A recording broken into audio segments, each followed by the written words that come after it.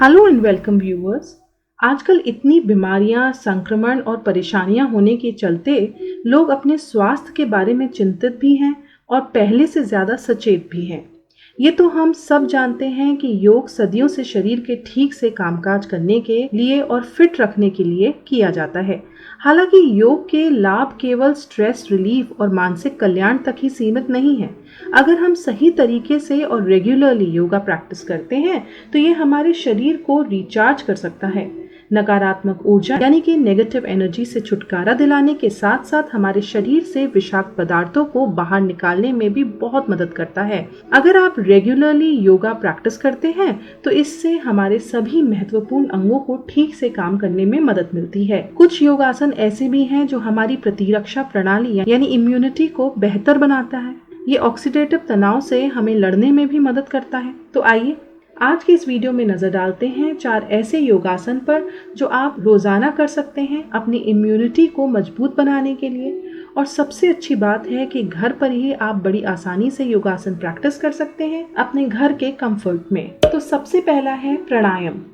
सबसे सिंपल योग में से एक है प्राणायाम, जो हमारी प्रतिरक्षा को बढ़ावा देने के लिए सबसे सरल और प्रभावी तरीकों में से एक है। ये हमारे शरीर को स्ट्रॉन्ग बनाता है, साथ ही हमें पॉजिटिव एनर्जी भी देता है।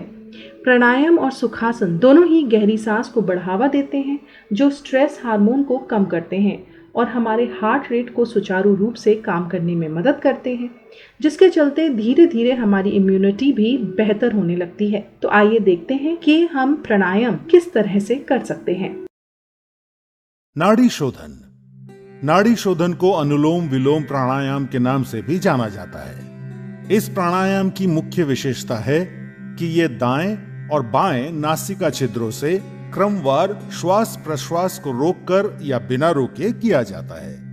नाड़ी शोधन को करने के लिए सबसे पहले आप सुखासन में बैठ जाएं, जो कि एक ध्यानात्मक आसन है। सुखासन के अलावा नाड़ी शोधन दूसरे ध्यानात्मक आसन जैसे पद्मासन, स्वस्तिकासन या वज्रासन में भी किया जा सकता है। जो जमीन पर बैठने में असमर्थ हैं, वे कुर्सी पर बैठकर अभ्यास कर सकते हैं। सुखासन में बैठते समय सुनिश्चित करें कि आपका मेरुदंड सीधा हो, सर ऊंचा, दोनों हथेलियां घुटनों पर और आंखें बंद हों। अपने मेरुदंड को सीधा रखने में आप दीवार का सहारा ले सकते हैं। अब कुछ गहरी सांसें लेकर शरीर को आराम की स्थिति में लाएं। नाड़ी शोधन का अभ्यास शुरू करने से पहले आइए अपनी उंगलियों की पहचान कर लेते हैं। अंगूठा, तर्जनी, मध्यमा, अनामिका और कनिष्ठा। अब अपने बाईं हथेली को ध्यान मुद्रा में लाने के लिए अपने अंगूठे और तर्जनी उंगली को आपस में छूकर एक गोले का आकार दें और अपनी मध्यमा, अनामिका और कनिष्ठा उंगली खुली रखें। अब दाईं हथेली को नासाग्र मुद्रा में लाने के लिए मध्यमा और तर्जनी उंगली मोड़कर बंद करें और अंगूठा, अनामिका और कनिष्ठा उंगली खुली रखें। अब अपने दाएं हथेली के अंगूठे को, जो कि नासाग्र मुद्रा में है, अपनी दाईं नासिका छिद्र पर रखकर नासिका छिद्र बंद कर लें और बाईं नासिका छिद्र से सांस भीतर लें। फिर बाईं नासिका छिद्र अनामिका और कनिष्ठा उंगलियों से बंद कर लें और दाईं नासिका छिद्र खोलकर सांस बाहर छोड़ें। अब अपनी दाईं नासिका छिद्र से सांस भीतर लें और उसे अंगूठे से बंद कर बाईं नासिका छिद्र खोलकर सांस बाहर छोड़ें। यह नाड़ी शोधन या अनुलोम विलोम प्राणायाम का एक चक्र है। ऐसे 5 चक्र दोहराइए। प्रारंभ में सांस लेने और छोड़ने में बराबर ही समय लगेगा, लेकिन सांस को बहुत ही धीरे धीरे छोड़ने का अभ्यास करना चाहिए और कोशिश करनी चाहिए कि जितना समय हम सांस भीतर लेने में लगाते हैं, उससे दुगना समय सांस छोड़ने में लगे। सांस धीमी, स्थिर और नियंत्रित अनुपात में बनाए हुए रखें। नाड़ी शोधन का मुख्य उद्देश्य शरीर में ऊर्जा वहन करने वाली सारी नाड़ियों का शुद्धिकरण करके पूरे शरीर का पोषण करना है। ये हृदय रोगियों के लिए बहुत लाभदायक है। नाड़ी शोधन कफ संबंधित विकारों को दूर करता है। इसके बाद है मत्स्य आसन, जिसको फिश पोज भी कहा जाता है। मछली मुद्रा या मत्स्य आसन भी हमारी इम्यूनिटी को मजबूत बनाने में काफी सक्षम है। यह हमारे शरीर को डिटॉक्सिफाई करती है, यानी विषाक्त पदार्थों को शरीर से बाहर करता है और ऊर्जा के स्तर को बढ़ावा देता है। इसके अलावा यह नाक खोल देता है और किसी भी प्रकार के कंजेशन या ब्लॉकेज को दूर करने में काफी उपयोगी है।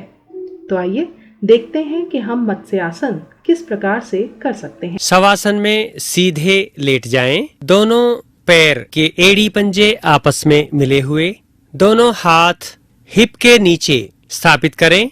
कोहनी पर वजन देते हुए सीने के भाग को ऊपर की ओर उठाएं। गर्दन से सिर मोड़ते हुए जमीन पर टिकाएं। सामान्य श्वास प्रश्वास चलता रहे। लगभग 10 सेकंड तक आसन की स्थिति बनाए रखें।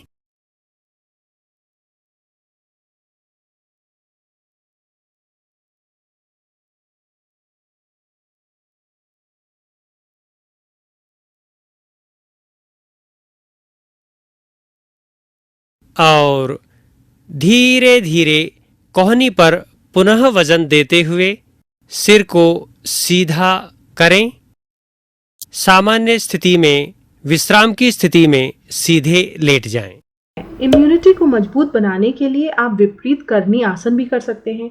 जैसे कि नाम से पता चलता है, विपरीत करनी आसन का अभ्यास आमतौर पर पैर ऊपर की ओर करके किया जाता है। इस मुद्रा के लिए आपको उल्टा पैर को ऊपर की ओर करके लेटना होता है। यह हमारे नर्व कनेक्शन को बढ़ावा देता है, रक्त के प्रवाह में सुधार करता है और आपके शरीर को अंदर से स्ट्रॉन्ग बनाता है। जो लोग प्रजनन या फिर फर्टिलिटी प्रॉब्लम से जूझ रहे होते हैं, उनके लिए यह बेहतरीन योग है। आइए देखते हैं कि आप विपरीत करनी आसन किस तरह से कर सकते हैं। शुरू करते हैं। सबसे पहले आपको मैट लेना है और उस मैट पर आपको सीधा लेट जाना है। आराम से बिल्कुल इस तरह से लेट जाना है। जिस तरह से हम हलासन करते हैं या सर्वांगासन करते हैं, बिल्कुल उसी तरह से है, बट थोड़ा सा चेंज है। अब अपने पैरों को पीछे की तरफ लाना है और धीरे धीरे पैरों को ऊपर की ओर ले इस तरह से ले जाना है 90 डिग्री। यह तो आप स्ट्रेट नीचे से ऊपर भी ला सकते हैं या फिर बेंड करके, अगर आपको स्टार्टिंग में प्रॉब्लम है तो सीधा 90 डिग्री इस तरह से भी आप इस पोस्चर को कर सकते हैं। अब धीरे से अपने दोनों पैरों को पीछे की ओर ले जाइए।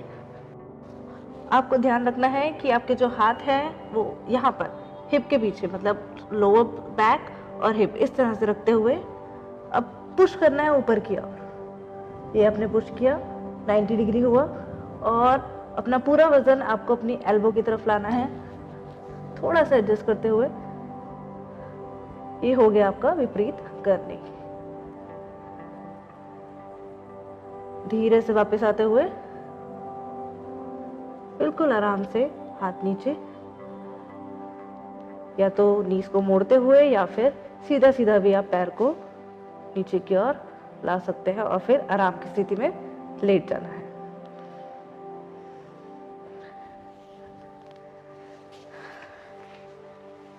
विपरीत करनी पोज आपके लिए, मतलब महिलाओं के लिए, फीमेल्स के लिए बहुत ही अच्छा पोज है। जब आप लेग ऊपर करते हैं तो ये वेरिकोज वेन में भी काफ़ी हेल्पफुल है। ब्लड सर्कुलेशन इंक्रीज करता है आपके टांगों की तरफ, लेग्स की तरफ। तो लेग्स में अगर आपको थकावट है, कुछ पेन है, तो उसको भी रिमूव करता है।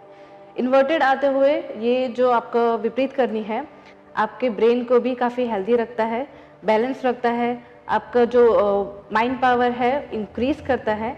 ये आपके कान और नाक से रिलेटेड प्रॉब्लम को भी दूर करता है विपरीत करनी। आपके फेस के ग्लो को बढ़ाता है।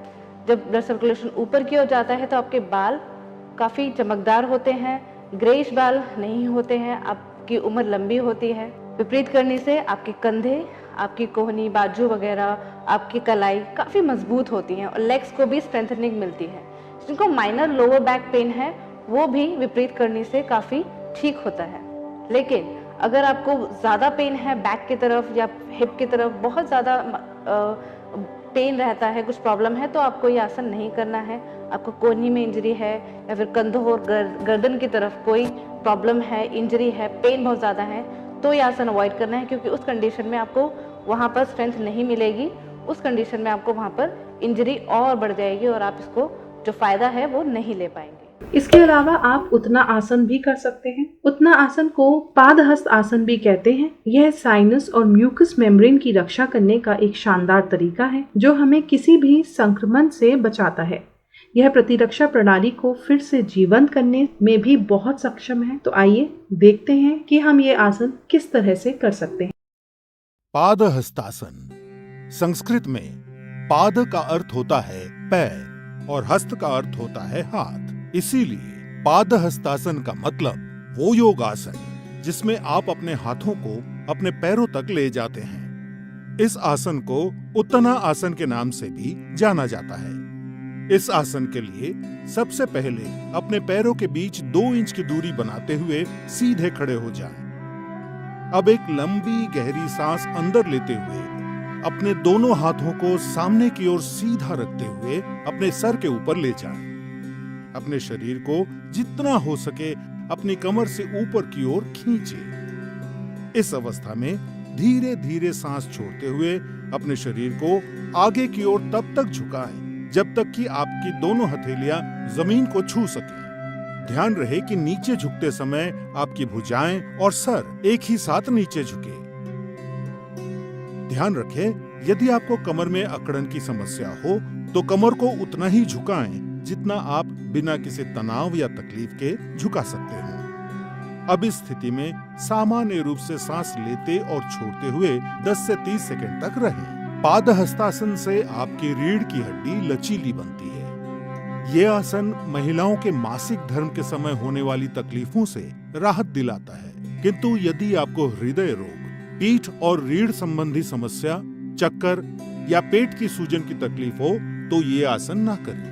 हर्निया, अदूरदर्शिता यानी हाई मायोपिया और अल्सर के रोगी और गर्भवती महिलाओं को भी ये आसन नहीं करना चाहिए।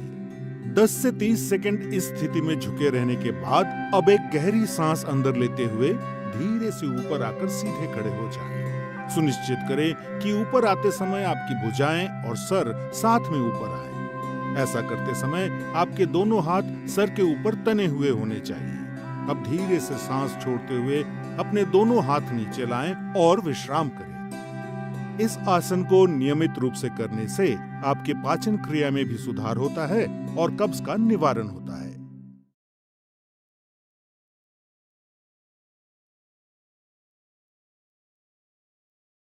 आशा करती हूँ कि आप अब इन 4 आसन के बारे में जान गए होंगे और आज से ही रेगुलरली अपनी सुविधा के अनुसार इनको प्रैक्टिस करना शुरू करेंगे। हो सकता है कि शुरुआत में ये आपसे ना बने, लेकिन धीरे धीरे प्रैक्टिस के साथ आप ये आसन आराम से कर पाएंगे। फ्रेंड्स, आज की इस वीडियो में बस इतना ही। आशा करती हूँ कि आपको ये वीडियो सहायक और जानकारीपूर्ण लगा है, तो कृपया इस वीडियो को अपने फ्रेंड्स और फैमिली के साथ भी शेयर करें। शायद किसी की मदद हो जाए। Thank you for watching this video. Meet you next time. Until then, stay happy and healthy.